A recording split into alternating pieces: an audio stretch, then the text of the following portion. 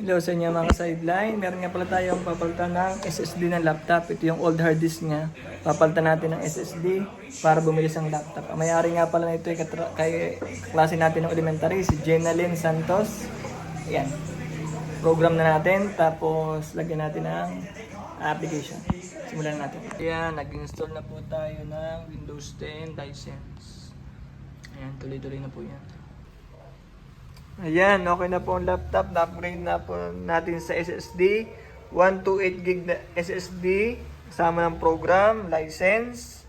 Meron din Microsoft Word, Excel, Photoshop, PowerPoint, Publisher, TeamViewer para makakonect in case na may problem.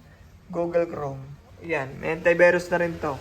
Kung interested ka magpagawa ng laptop, computer, cellphone, printer, iPhone, iPad, message mo lang ako para ma-schedule natin yung paggagawa. Bye-bye!